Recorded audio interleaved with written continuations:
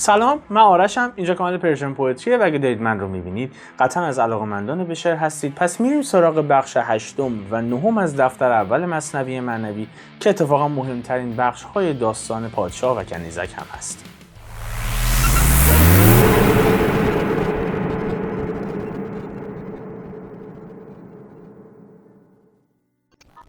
خب همونطور که عرض کردم بخش 8 و 9 رو رسیدیم بهش از دفتر اول مثنوی. بخش 8 3 بیت هست، بخش 9 37 بیت. برای همین من این دوتا رو به هم چسبوندم که بشه 40 بیت و کل این رو در قالب یک اپیزود ارائه بکنم خدمتتون که داستان از ریتم نیفته. اگر خاطرتون باشه در بخش قبلی بخش 7 رسیدیم به اون نقطه که طبیب الهی رفت بالای سر کنیزک، با او صحبت کرد، او رو ازش سوال پرسید، از شهرش پرسید، از اتفاقات گذشتهش پرسید، از ردخ و فتخ امورش پرسید و همزمان نبضش رو هم میگرفت که بفهمه این کجای ریاکشنی بدنش به صحبتاش نشون میده و متوجه شد که او در شهر سمرقند عاشق یک زرگر بوده و از عشق او به این روز افتاده، در فراق او به این حال روز افتاده. و در انتها بهش گفتش که خب من فهمیدم مشکل تو چیه و من قراره مشکل تو درمان بکنم، فقط تو چیزی نگو. اگه کسی اومد ازت سوال پرسید تو راجع به این مسئله با کسی صحبت نکن، حتی اگر پادشاه اومد ازت پرسید. و میرسیم به این قسمت که او میره و خودش به پادشاه یک شمه خیلی کمیش، یک بخشی از این معضلی که کنیزک درگیرش شده رو به پادشاه میگه و خب شروع میکنه به درمان او که با هم میپردازیم بهش. فقط در نظر داشته باشید که این دو بخش، مخصوصا بخش 9، مهمترین بخش این داستان هست و 2 بیت اساسی داره در حقیقت مولانا در این بخش از مثنوی و در این داستان. یک 2 بیتی هست که اشاره میکنه به موضوعی که در کل مثنوی معنوی باهاش سر و کار دارید و او تلاش کرده که این موضوع رو برای شما تبیین بکنه. تفاوت ظاهر و باطن، تفاوت پوسته و در حقیقت هسته یک موضوع. امروز میرسید به اون نقطه و بارها و بارها و بارها در داستان‌های مثنوی باهاش در تماس خواهید بود و سر و کار خواهید داشت. من خیلی سریع با ریتم تند میخونم چون تعداد ابیات زیاده، نمیخوام پست طولانی بشه. بریم برای تفسیر. خب من 2 بیت میخونم که از ریتم نیفتیم و ریتم رو نگه داریم. خاطرتون باشه بالای سر کنیزک به او گفت که این مرض رو درمان میکنیم و سپس بیت 182 و 183. بعد از آن برخاست عزم شاه کرد، شاه را زان شمه آگاه کرد. گفت تدبیران بود کان مرد را، حاضر آریم از پی این درد را. بعد از این ماجرا برخاست، بلند شد و عزم شاه کرد، رفت به سمت شاه بعد از اینکه این بیماری رو در حقیقت تشخیص داد و شاه را زان شمه آگاه کرد. شمه یعنی خیلی مختصر او رو در جریان گذاشت، همه ماجرا رو برای او شرح نداد، خیلی مختصر این راز رو برای او برملا کرد.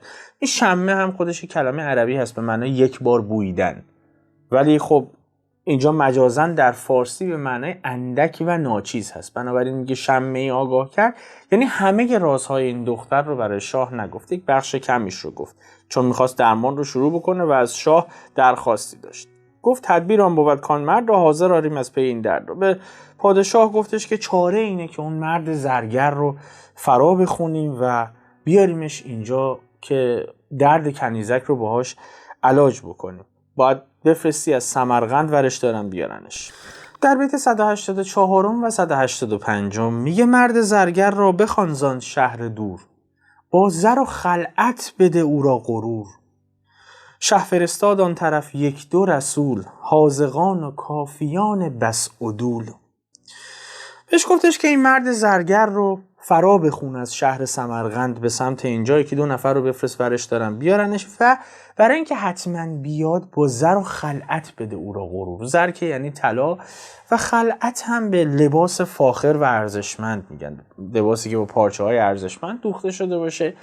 میگه برای اینکه حتما بیاد این فرستادهاتو که میفرستیم اونجا بهشون حتما یه مقداری طلا و جواهر بده و یک خلعت ارزشمند هم بده که برسونن به دستمون و او رو مغرور بکنن، غره بشه به خودش، فکر کنه خبریه بلند شه بیاد. اینجوری حتما میاد.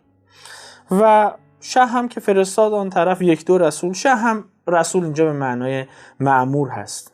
شاه هم بدون اینکه درنگی بکنه بدون اینکه وقت رو تلف بکنه، 2-3 تا رسول 2-3 تا مأمور میفرسته به شهر سمرقند و این مأمورانی هم که میفرسته حاذقان و کافیان بس عدول بودن.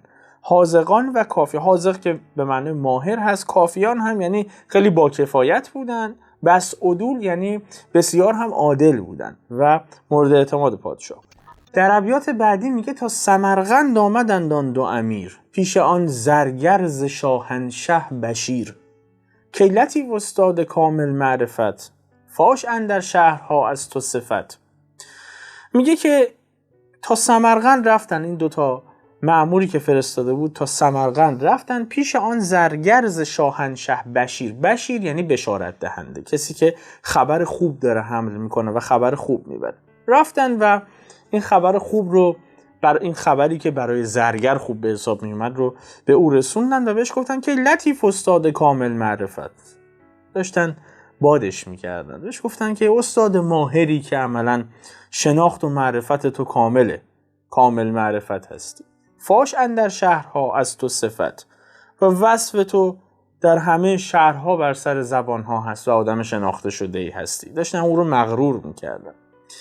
در بیت 188 و 189 میگه نک فلان شه از برای زرگری اختیارت کرد زیرا مهتری. اینک این خلعت بگیر و زر و سیم چون بیایی خاص باشی و ندیم. نک یعنی اینک، همکنون. میگه فلانی که این تعریف رو ازش کردن، حالا بیا نک فلان شه از برای زرگری. الان فلان پادشاه واسه امور طلا و جواهرسازی و زرگری خودش ما رو فرستاده که تو رو برداریم ببریم. اختیارت کرد زیرا مهتری، ما رو فرستاد که تو رو ببریم برای امور زرگری پادشاه. چرا؟ چون تو مهتری. مهتر یعنی بزرگتر. منظورش اینجا هست که تو زرگری بزرگ هستی، در کار خودت خبره هستی. اینک این خلعت بگیر و زر و سیم. حالا این خلعت و این طلا و نقره رو بگیر، زر و سیم، سیم به معنی نقره و زر به معنای طلا، چون بیایی خاص باشی و ندیم. اگه بلنشی بیای بریم پیش پادشاه، برسی به حضور پادشاه، هم در دربار و درگاه او انسان خاصی خواهی بود و هم ندیم خواهی بود، یعنی همنشین خاص او خواهی بود. در بیت 190 و 191 نشون میده که تخمین اون طبیب الهی تخمین صحیحی بود. میگه مرد مال و خلعت بسیار دید، غره شد از شهر و فرزندان برید. اندر آمد شادمان در راه مرد، بی خبر کان شاه قصد جانش کرد. خیلی قشنگ. میگه این مرد مال و خلعت بسیار دید. این مرد زرگر دید هنوز هیچی نشده، برایش طلا و نقره و خلعت و لباس فاخر آوردن. غره شد. غره شدن به معنای مغرور شدن هست، خودبین شدن هست. این باعث شد که مغرور بشه، از شهر و فرزندان برید. وقتی این همه اینا رو دید فریفته شد، فریب خورد و از شهر و اهل و عیالش جدا شد، از زن و بچه‌ش هم جدا شد. گو بریم. اندر آمد شادمان در راه مرد، بی خبر کان شاه قصد جانش کرد. میگه مرد زرگر شادمان شد و به راه افتاد که بره زودتر برسه به پادشاه، در حالی که نمیدونست شاه قصد جونش رو کرده و قرار نیست بره اونجا و ندیم پادشاه باشه، قراره بره اونجا و احتمالاً جونش رو از دست بده. در بیت 192 و 193 میگه اسب تازی بر نشست و شاد تاخت، خونبهای خیش را خلعت شناخت. ای شده اندر سفر با صد رضا، خود به پای خیش تا سوء القضا. اسب تازی برنشست و شاد تاخت. اسب تازی یعنی عربی. نشست روی یک اسب عربی و خیلی شادمان تاخت، به سرعت رفت که برسه به پادشاه. فریب خورده بود، فریفته شده بود. خونبهای خیش را خلعت شناخت. خیلی جذابه این که میگه متوجه این مسئله نشد، به یک خلعت جانش رو فروخت. متوجه این مسئله نشد این خلعت زیبا که براش آوردن، این جامه ها و لباس های زیبا و زر و سیم که براش آوردن، بهای خونش خواهد بود. ای شده اندر سفر با صد رضا. رضا اینجا یعنی رضایتمندی، رضایت شخصی. میگه کسی که با کمال اختیار و رضایتمندی خودت و رغبت خودت آهنگ سفر کردی، بلند شدی، بتازی، تاخت بری به سمت پادشاه. خود به پای خیش تا سوء القضا. سوء القضا یعنی قضا و قدر و تقدیر سوء، یعنی سرنوشت شوم. یه کسی که خودت با اختیار و رغبت خودت پا گذاشتی توی این مسیر و خودت با پای خودت داری میری به سمت سرنوشت شوم. در بیت 194 و 195 میگه در خیالش ملک و عز و مهتری، گفت عزراییل رو آری بری. چون رسید از راه آن مرد غریب، اندر آوردش به پیش شه طبیب. در خیالش ملک و عز و مهتری، ملک که یعنی فرمان روایی، عزم یعنی عزت و مهتری هم یعنی بزرگتری و سروری و سالاری. میگه تو خیالش همینجوری که داشت تاخت میرفت به سمت پادشاه، توی خیالش داشت فرمان روایی کردن رو میپرورون، این که الان میره اونجا و عزتمند هست و قرار سرور و سالار بخشی از جمعیت بشه، احتمالاً فرمان روایی جایی رو قرار به او بسپره و از این قبیل مسائل. همینطور که این داشت این فکرها رو میکرد، عزراییل که فرشته مرگ هست بهش میگفت رو، یعنی برو، آری حتما میبری، بری، آره برو حتما به این درخواست ها و این انگیزه ها و این آرزوهایی که در خیالاتت داری میپرورانی میرسی. گفت رو آری بلی. چون رسید از راه آن مرد غریب، اندر آوردش به پیش شه طبیب. میگم که زرگر بلافاصله به دربار شاه و به شهر شاه رسید. طبیب رفت پیشش و اون حکیم الهی رفت پیشش و او رو برد به سمت پادشاه، برد در درگاه پادشاه. در بیت 196 و 197 میگه سوی شاهنشاه بردندش به ناز، تا بسوزد بر سر شمع طراز. شاه دید او را بسی تعظیم کرد، مخزن زر را بدو تسلیم کرد. سوی شاهنشاه بردندش به ناز، یعنی با ناز و عزت و احترام بردنش به سمت پادشاه تا بسوزد بر سر شمع طراز. شمع طراز به شمعی که خیلی درخشان و نورانی هست میگن، که اینجا کنایه از اون کنیزک هست. نیکلسون هم داخل در حقیقت تفسیر خودش از مثنوی معنوی به زبان انگلیسی میگه این شمع به زن بلند بالا و خوشقامت و خوشرو و خندان هم میگن. اینجا شمع طراز منظورش همون کنیزک هست. میگه این رو بردن به سمت اون در حقیقت کنیزک، بعد از اینکه بردنش پیش پادشاه که بر سر این شمع طراز، بر سر این کنیزک حاضر بشه و پروانه‌وار دور او بگرده و در کنارش باشه. شاه دید او را بسی تعظیم کرد. شاه تا زرگر رو دید خیلی تعظیمش کرد و او را عظیم شمرد، بهش احترام گذاشت، مخزن زر را بدو تسلیم کرد. یک گنجینه طلا سپرد دستش و یک مخزن زر داد بهش برای خوش آمدگویی. در بیت 198 و 199 میگه پس حکیمش گفت که سلطان مه، آن کنیزک را بدین خواجه بده. تا کنیزک در وصالش خوش شود، آب وصلش دفع آن آتش شود. این اتفاق که افتاد، حکیم و همون طبیب الهی میره به سمت پادشاه، بهش میگه ای سلطان مه، مه یعنی بزرگتر، یعنی ای سلطان بزرگ و عالی قدر، آن کنیزک را به این خواجه بده. میگه اون کنیزک رو به این زرگر بده. اون کنیزک دلش میخواسته که به این برسه و دلتنگ این بوده.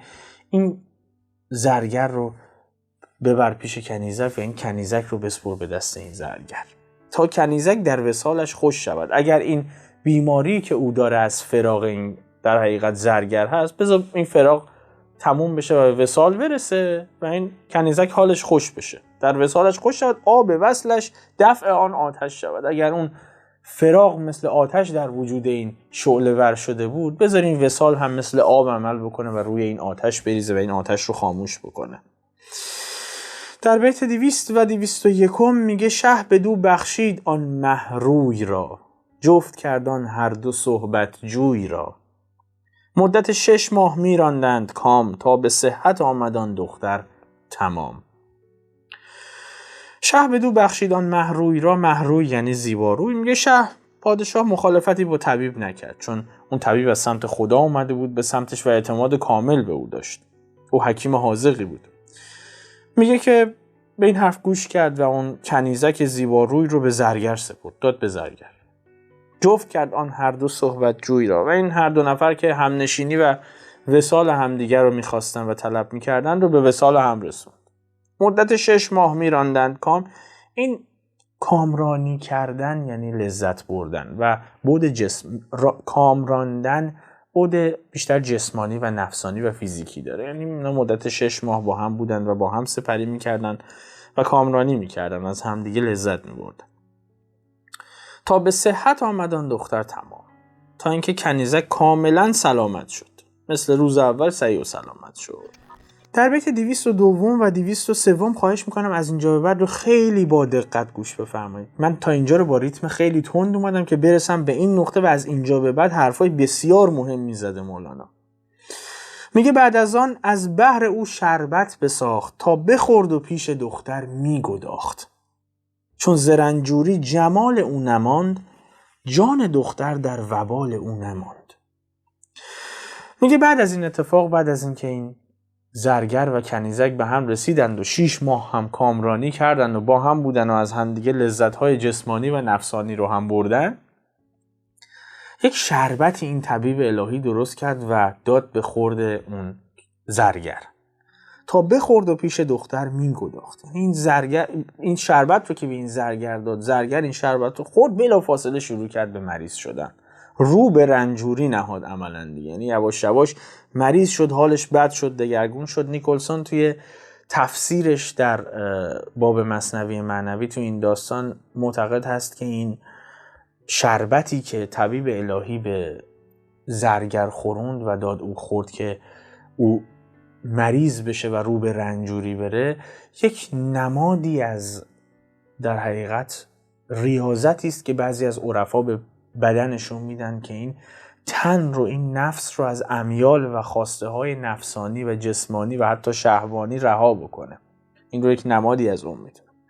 چون زرنجوری جمال اون نماند، جان دختر در وبال اون نماند. خیلی کلیدیه. میگه وقتی که این از مریضی، از این رنجوری، این تراوت و زیبایی این زرگر داشت از بین میرفت، جمال اون نماند، یعنی زیبایی او داشت از بین میرفت و دیگه جمال و زیبایی نداشت، جان دختر در وبال اون نماند. یعنی دیگه دختر دلش رو اسیر او نمیدید، دیگه رنج فراق و جدایی و دوری و اینا حس نمیکرد. یعنی اون حسی که باید میداشت رو نداشت. یواش یواش کنده شد از زرگر وقتی زیبایی او از بین رفت. این نشون میده که عاشق ظاهر و در حقیقت جایگاه اون زرگر شده بود. ما داریم این ضرب المثلش رو الان هم داریم، میگن به مالت نناز به شبی بنده، به جمالت نناز به تبی بنده. یعنی اگه عاشق مال او شدی که ممکنه یک شبه از بین بره، اگر عاشق ظاهر شدی که اون هم به یک تب و یک بیماری بنده، اون هم از بین خواهد رفت و همه اینا در ظاهره و فانیه. در بیت 204 و 205 که مهمترین بیت این داستان در مثنوی معنوی از این داستان بیت 205 هست، چون مهمترین پند و اندرزش رو مولانا در قالب این بیت به شما ارائه میکنه که ممکنه قبلا شنیده باشیدش، اگر نشنیدیدش بلا فاصله پس از شنیدنش الان بنویسیدش و یک جا بذاریدش که جلوی چشمتون باشه، دائما بهش برخورد بکنید. میگه چون که زشت و ناخوش و رخ زرد شد، اندک اندک در دل او سرد شد. عشقهایی که از پی رنگی بود، عشق نبود، عاقبت ننگی بود.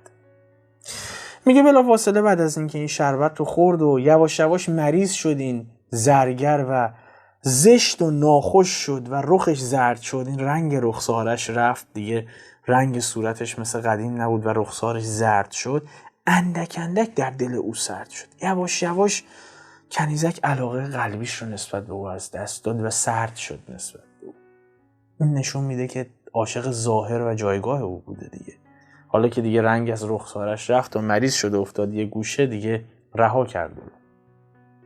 و بیت 205 عشقهایی که از پی رنگی بود، عشق نبود، عاقبت ننگی بود. میگه اگر این عشق فقط به خاطر آب و رنگ و لعاب ظاهری یک پدیده است صرفا، نه حالا من راجع به عشق انسان به انسان صحبت نمی کنم، راجع به هر پدیده ای، راجع به عشق و میل به هر پدیده ای، میگه اگه فقط به خاطر رنگ و لعابشه، به خاطر ظاهرشه، این عشق نیست.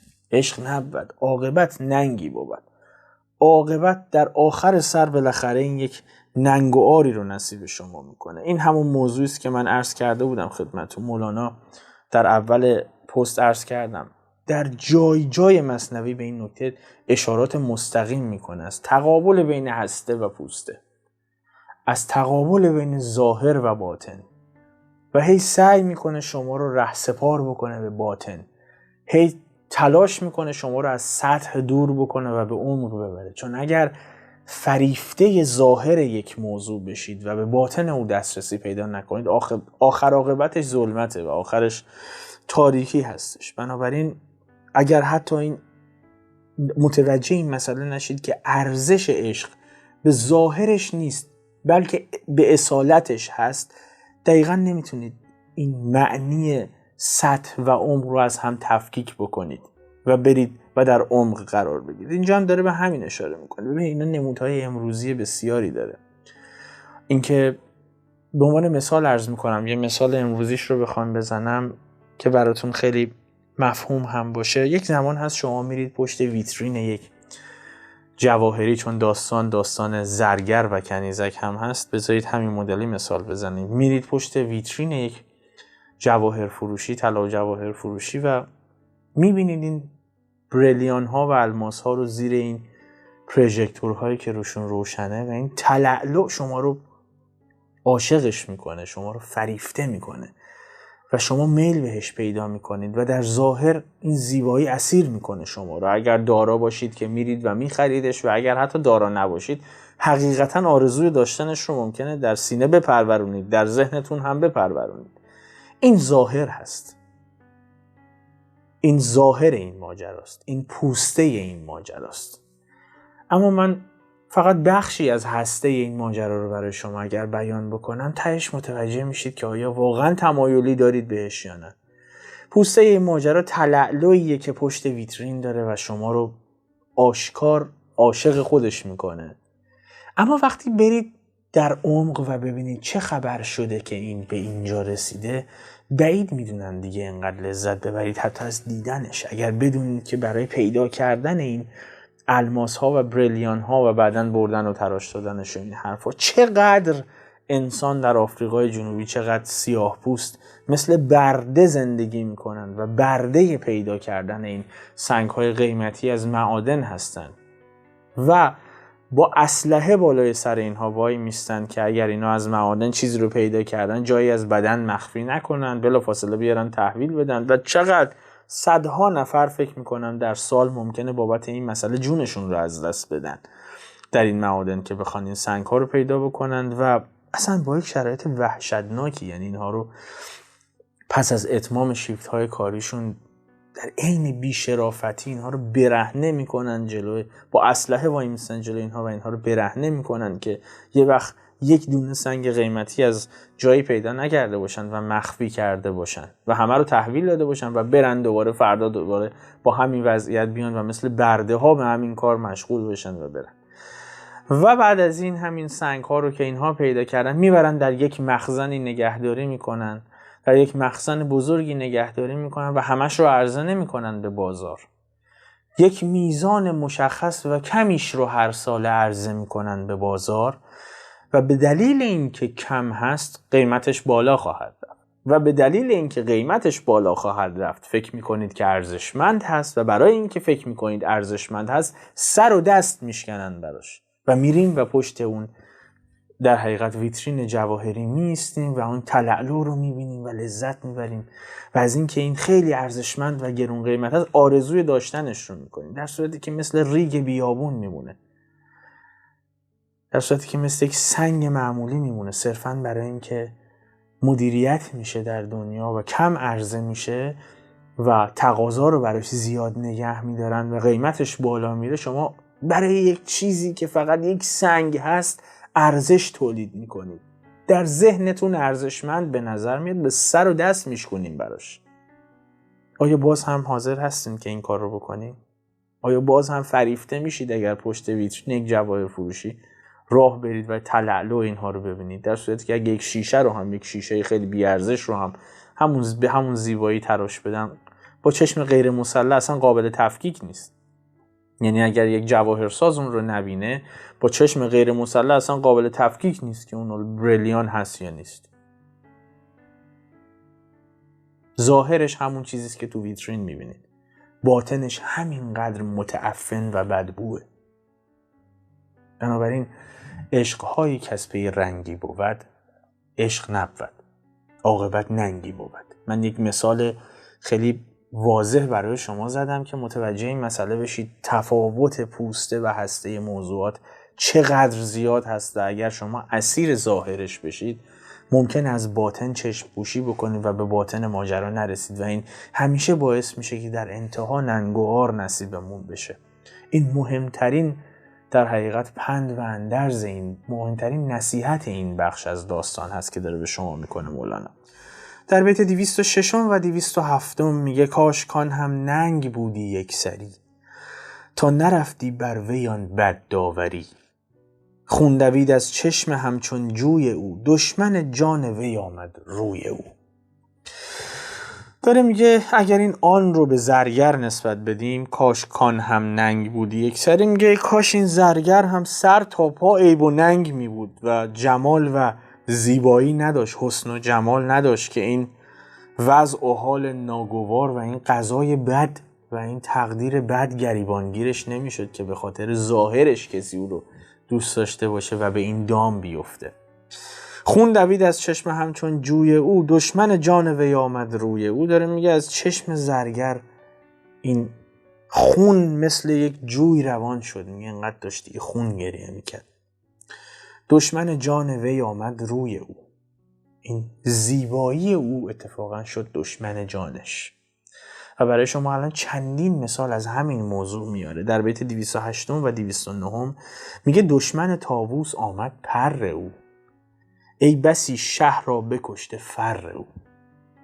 گفت من آن آهوام که از ناف من، ریخت آن صیاد خون صاف من. این پر طاووس شده همین دشمن جون طاووس. طاووس اگه اینقدر پرهای خوشگلی نداشت که شکارش نمی‌کردن که پراشو بکنن. دشمن طاووس آمد پر او، ای بسی شهر را بکشته فر او. چقدر ای بسا، چه بسی، چقدر بسیارن اون شاهانی که شکوه و شوکتشون اونها رو هلاک کرده. این وقتی شکوه و شوکت پیدا کردن، اطرافیانشون و خاندانشون و درباریانشون این حسد ورزیدن، حسادت کردن به او و او رو ممکنه کشته باشن. حتی چقدر شهرها، داره میگه ای بسی شهر رو بکشته فر او، چقدر کشته شدن بابت این مسئله. و چقدر آهو هستن که این آهوهایی که نافه دارن، آهوی ختن رو میگه، در شکمش یک ماده خیلی خوشبویی داره، میگه چقدر آهو کشته شده به خاطر همین نافه خوشبو. گفت من آن آهوام که از ناف من، ریخت آن صیاد خون صاف من. اینجا داره اون زرگر داره در هنگام جون دادن اینها رو میگه من مثل اون آهوام که اون شکارچی به خاطر این نافه خوشبوی من این خون صاف من رو ریخت. در بیت 210 و 211 میگه ای من آن روباه صحرا که از کمین، سر بریدندش برای پوستین. ای من آن پیلی که زخم پیلبان، ریخت خونم از برای استخوان. ای من آن روباه صحرا که از کمین، میگه من مثل اون روباه صحرایی هستم که به خاطر پوست مرغوبم من رو شکار کردن. کمین میکنن سر راه من و من رو شکار میکنن به خاطر پوست زیبام، به خاطر پوست ارزشمندم. ای من آن روباه صحرا که از کمین، سر بریدندش برای پوستین، برای پوستم سرمو بریدن. ای من آن پیلی که زخم پیلبان، من مثل اون پیلی میمونم، مثل فیلی میمونم که این فیلبانان نه مراقبان فیلا، یعنی شکارچیان فیل. من مثل فیل‌هایی میمونم که این شکارچیان اون رو زخمی میکنن و خونش رو میریزن به خاطر استخونش، منظورش این عاج گرانبهاش که اون رو به یغما بردارن ببرن. تو این ابیات داره اشاره میکنه به اینکه ستر جمال و کمال، و ستر به معنای استتار و پرده پوشی هست. اینکه شما اگر جمالات داری و کمالات داری، صرفا نیازی نیست اینها رو جار بزنی، به خاطر اینکه اینها حسود پروری میکنن، حسادت رو برانگیخته میکنن. این معنیش این نیست که نباید داشته باشی، ولی اینکه اینها رو به نمایش نگذار، اینها رو شو نکن. اگر دارایی داری باشه، شبیه مردمی زندگی کن که در اطرافت هستن. اگر احساس این رو بکنن که تو تفاوت‌های سنگینی با اونها داری و تو مورد حسد واقع بشی، ممکنه همین جمالات و کمالات تو باعث نابودی تو بشه. چون حسادت رو برانگیخته میکنه. در بیت 212 و 213 میگه آن که کشتستم پی مادون من، می نداند که نخسبد خون من. بر من است امروز و فردا بر وی است، خون چون من کس چنین ضایع کی است. در میگه آن که کشتستم پی مادون من، یعنی اون کسی که منو به خاطر این ظاهر زیبام کشته یا به خاطر طمع‌های شخصی پست و حقیر خودش از بین برده، می نداند، یعنی آیا نمیدونه که نخسبد خون من، که خون من نمیخوابه، یعنی تباه نمیشه و ضایع نمیشه و به هر حال روزی دامن این قاتل رو میگیره. بر من است امروز و فردا بر وی است. این امروز این زیان حالا باشه گریبانگیر من شد، ولی این ثابت نمیمونه و فردا همین زیان گریبانگیر او هم خواهد شد. این داره نشون میده که اگه برای کسی چاهی رو حفر بکنی، از اون ور خودت هم به چاه میفتی. یعنی به این سادگی نیست. حالا جلوتر میگه چیزی که ما امروز کارما خطابش میکنیم رو براتون به بهترین نحو تبیین میکنه. یا اگه این اتفاق الان داره برای من میفته، این فقط سراغ من نمیاد، این فردا سراغ خودش هم میره، دامن خودش رو میگیره، کسی که داره من رو میکشه. خون چون من کس چنین ضایع کی است. یعنی خون یه آدمی که مظلوم و بیگناه مثل من ریخته شده، مگه ممکنه به هدر بره؟ مگه بی خود بی جهته؟ البته اگه دقت بکنین اینجا طبیب الهی این شربت رو به او خورانده که او به این روز بیفته، به مرگ بیفته. و خب ممکن الان سوال بشه براتون که خب برای چی همچین کاری رو کرده؟ من دلیل داره، من عرض نمی کنم خدمتون، چون قسمت بعدی که قسمت البته داستان در این قسمت جمع خواهد شد، ولی در قسمت بعدی به شما دلیل این که در حقیقت طبیب الهی این شربت رو به زرگر خورونده رو در قسمت بعدی، یعنی قسمت 10 خدمت شما عرض میکنم. مولانا اونجا براتون کامل توضیح داده که چرا اصلا این کار رو کرده. الان نمیگم که به قول امروزی اسپویل نشه. در بیت 214 و 215 که این بیت 215 یکی از شاهکارها و یکی از برجسته ترین ابیات مثنوی معنوی است، میگه گرچه دیوار افکند سایه دراز، باز گردد سوی او آن سایه باز. این جهان کوه است و فعل ما ندا، سوی ما آید نداها را صدا.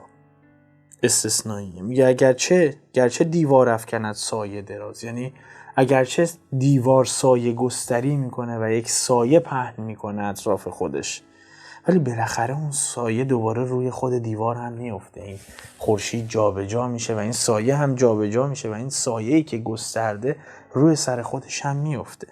این جهان کوه هست و فعل ما ندا.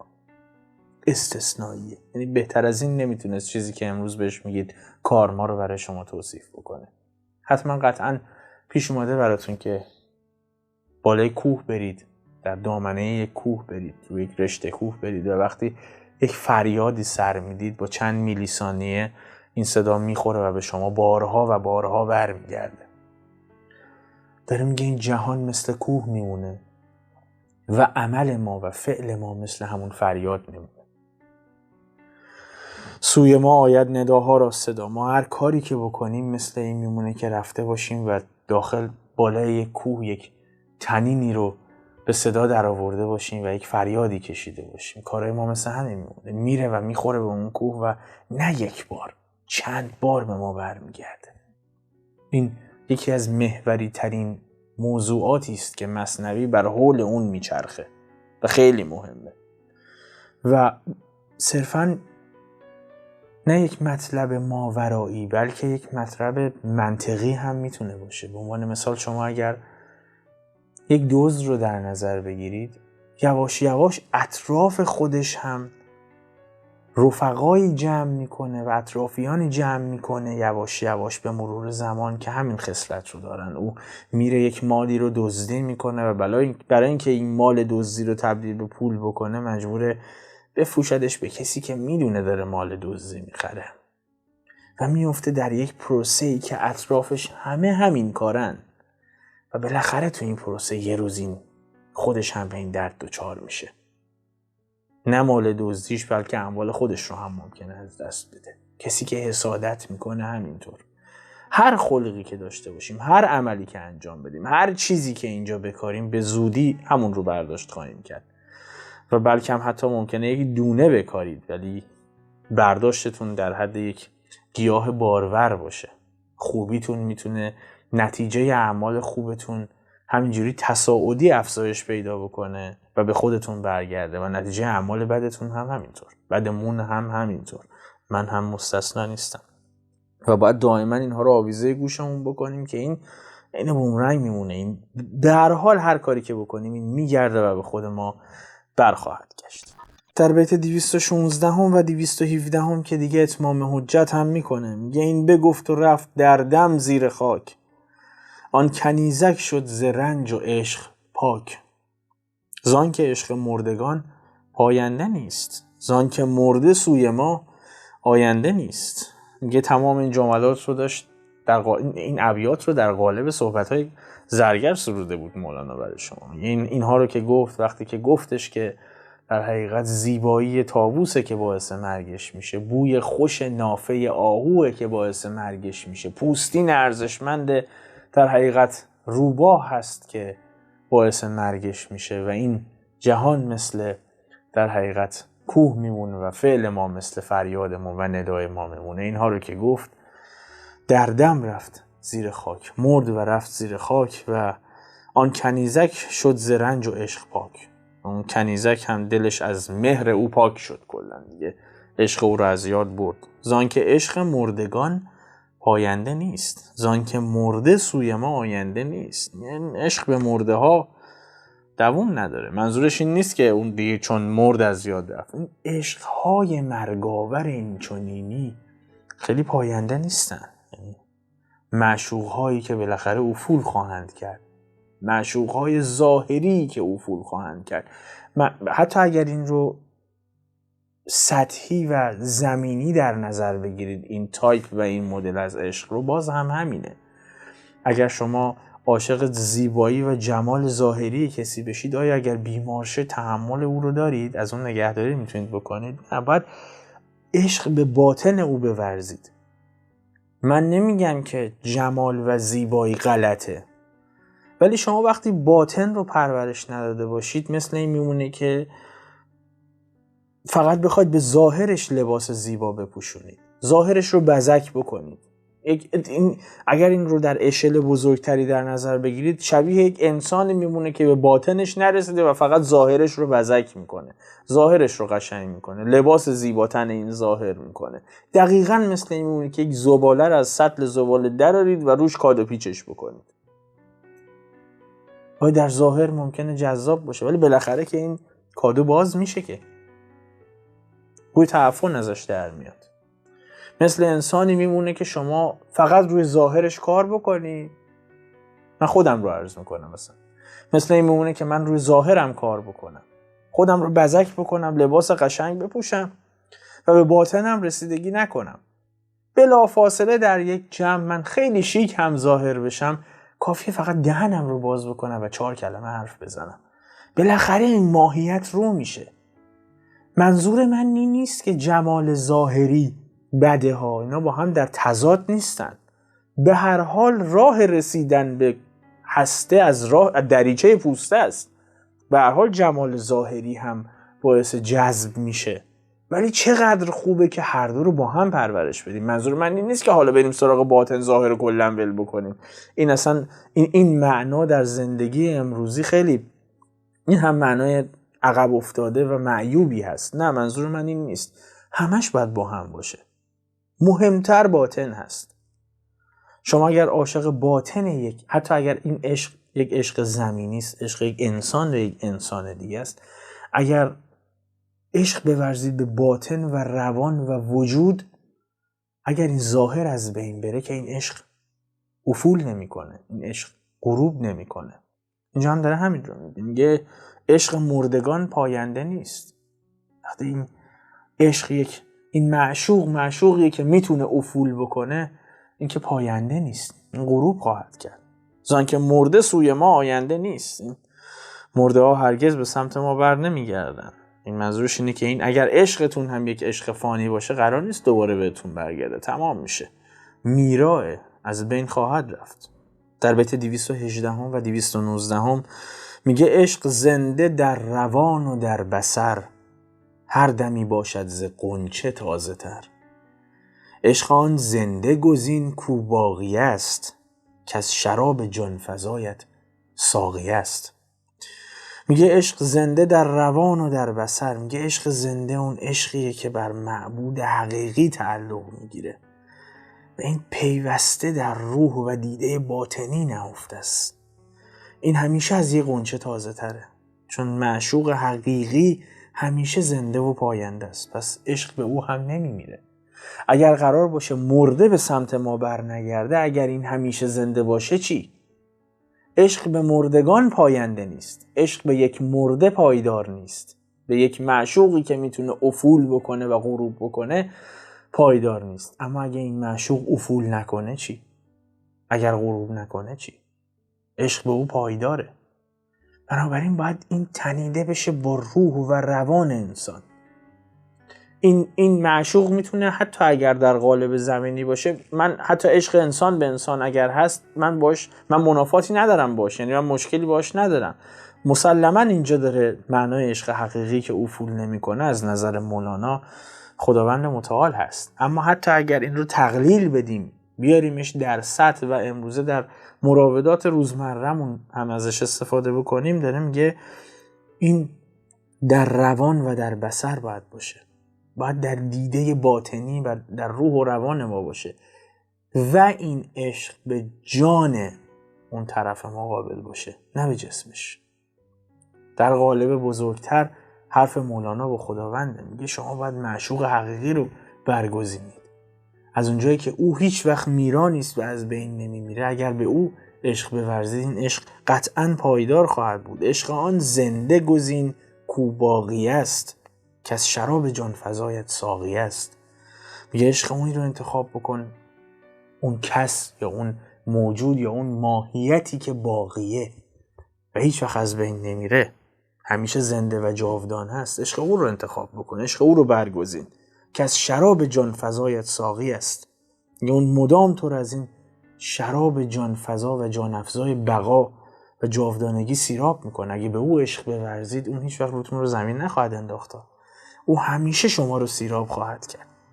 در بیت 220 و 221 که در بیت 221 اشاره میکنه به یکی از اختلافات مذهبیون صرف و صوفیگری. یعنی اینجا یواش یواش اینجا تضارب آرا پیدا میشه و یکی از البته خیلی اقناع کننده و قانع کننده صحبت میکنه مولانا راجع به این. یک بیت خیلی جذاب سروده. میگه عشق آن بگزین که جمله انبیا، یافتند از عشق او کار و کیا. میگه عشق کسی رو انتخاب بکن که کل این انبیا، کل این فرستاده های خداوند، این نبی ها که از سمت خداوند برای ما پیغام آوردن، از عشق او کار و کیا پیدا کردن، از عشق او شکوه و شوکت و بزرگی و اقتدار پیدا کردن. تو مگو ما را بدان شهبار نیست، با کریمان کارها دشوار نیست. استثنایی. اینجا داره اشاره مستقیم میکنه به اونهایی که با صوفیگری مشکل دارن که حالا عرض میکنم خدمتتون. ببینید مذهبیون صرف، اونهایی که با صوفیگری در حقیقت مشکل دارن، یکی از مطالبی که تضارب آرا اینجا ایجاد میشه اینه که مذهبیون معتقد هستن که یک مباینت تام هست بین حق و خلق. من اگه بخوام خیلی سطحی بیانش بکنم، نمیخوام وارد فلسفهش بشم، ممکنه یه ذره گیجتون بکنه. منظورشون اینه که اینا در یک لول نیستن. این مباینت یعنی یک دوری و یک ناسازگاری هست بین خالق و مخلوق، بین خداوند و در حقیقت خلقش. و عملاً برای همین اصلا محبت خلق به خالق، محبت این مخلوقات به حق اصلا قابل تصور نیست. بنابراین هر جا از لفظ حب مثلا در قرآن هم استفاده شده، اینها این رو به معنای تعظیم و در حقیقت اطاعت صرف میدونن. مثلا معتقد هستن چون محبت یک امر ارادی هست، یک امر ارادی و خواهش هست عملاً، و خب اراده حتی انسان هم تحت تاثیر فرامین خداوند هست. بنابراین اصلا انسان در قامتی نیست که بخواد محبت به خدا داشته باشه. انسان صرفا فقط باید اطاعت بکنه از خدا. در صورتی که مولانا و صوفیان اعتقادشون دقیقا برعکس اینه. میگه ما اصلا مذهب ما مذهب وحدت و یگانگی، ما دنبال کثرت و دوگانگی و چندگانگی نیستیم که شما خلق رو از خالقش جدا میکنی. نه، ما هممون با همیم، مثلا ما عشق می‌ورزیم بهش. اینجوری نیست که هر جا راجع به محبت صحبت میشه منظورش اطاعت و مطیع بودن مطلق باشه. نه، مخلوق میتونه به حق به خالقش هم محبت داشته باشه و عشق بورزه. با کریمان کارها دشوار نیست. خدا رو مولانا قبلا هم گفت خداوندو چرا کریم میگن؟ به خاطر اینکه بخشش و عطای خداوند به همه بدون دلیل هست، معطل دلیل نیست. او به همه میبخشه، به همه بخشش داره، غرضی نداره برای بخششش، پس براش هیچ کاری دشوار نیست. پس میتونه مسیر عشق ورزیدن بنده رو هم به خودش هموار بکنه. اینجوری نیست که شما خداوند رو در یک ساحت جداگونه ای از انسان میگیرید.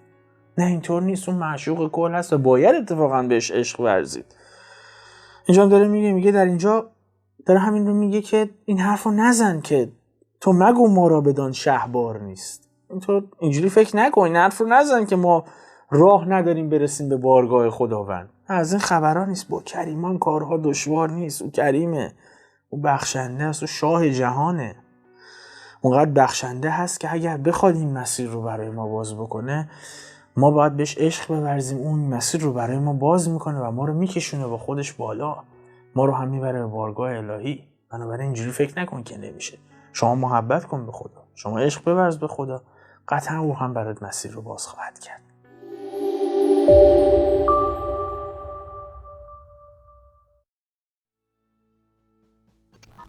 خب رسیدیم به انتهای این بخش. بخش جذابی هم بود به خاطر اینکه کلید یک سری از معماهای این داستان بود. در بخش بعدی، بخش دهم که بخش انتهایی این داستان هست، هم به شما میگه که طبیب الهی به چه دلیل این شربت رو خوراند به زرگر و یک دلیلی پشت سرش هست، بی دلیل نیست. و در این بخش برای شما تبیین کرد. میرسیم به همین جدال همیشگی بین ظاهر و باطن.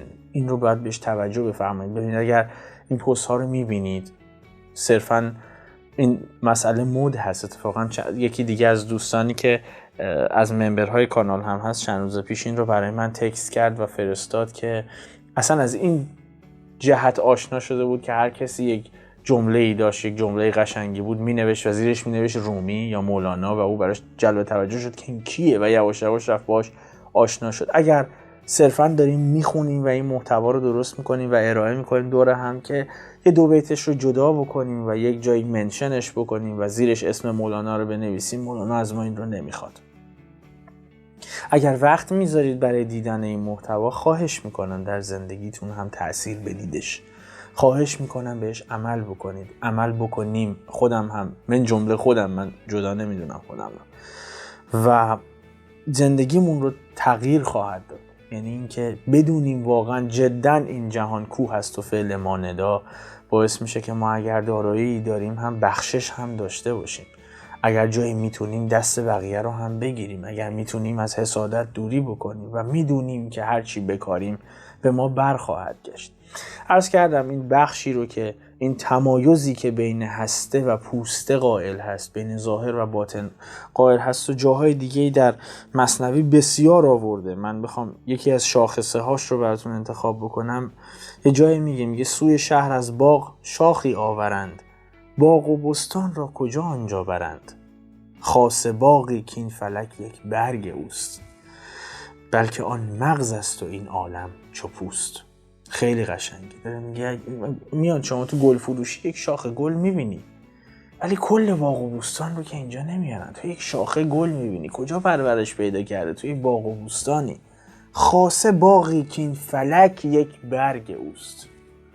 یه باغی هست که کل این فلکی که ما الان درش زندگی میکنیم و این کهکشانی که ما درش هستیم یه برگش بیشتر نیست. اصل اونه، مغز اونه. مغز این باغ و بستان اون باغیه که عرض کردم خدمتون، مغزش اونجاست و این فلکی که ما الان میبینیم با این وسعت یک برگش هم نیست، فقط پوستشه. بنابراین قبلا هم عرض کرده بودم خدمتون که عارف معتقد هست ما هر چی که میبینیم انعکاسی از عالم ملکوت و عالم بالاست. انعکاسی است از چیزی که باید باشه. یک خیال هست از واقعیت. بگذاریم. اگر دارید من رو از یوتیوب میبینید و هنوز کانال رو سابسکرایب نکردید، لطفا همین الان کانال رو سابسکرایب بکنید و زنگوله کنارش رو بزنید که از بقیه پست ها جا نمونید. و اگر قصد حمایتی بیش از این رو داشتید، میتونید از دکمه جوین در کنار سابسکرایب استفاده بکنید که باعث میشه شما عضو و ممبر مجموعه پرژن پوئتری بشید و در قبالش به شما امکاناتی رو ارائه میده و خب عملاً یک حمایت ویژه از ما به حساب میاد. و همینطور اینستاگرام اگر فالو نکردید حتما فالوش بکنید، پست‌های جذابی اونجا براتون در نظر گرفتم و بقیه شبکه‌های اجتماعی من که همیشه در دسترستون هستن، لینک همش رو بچه‌ها این بغل براتون گذاشتن برای اینکه بهش دسترسی پیدا بکنید. اگر خواستید محتوا رو به عزیزانتون شیر بکنید که بهش علاقه‌مند هستن، راحت باشید بابت این موضوع.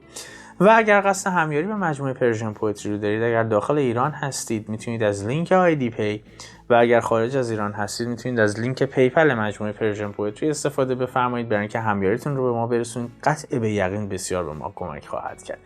امیدوارم لذت برده باشید از این پست و امیدوارم که محتوایی که در قالب مثنوی معنوی مولانا به ما منتقل کرده رو در زندگیمون هم تأثیرش بدیم، در زندگی روزمره‌مون. چون اصلا بعید میدونم مثنوی رو کسی بخونه و تحت تاثیر قرار نگیره، چون مولانا واقعا با بقیه فرق داشت. با امید دیدارتون توی پست آینده. به سلامت.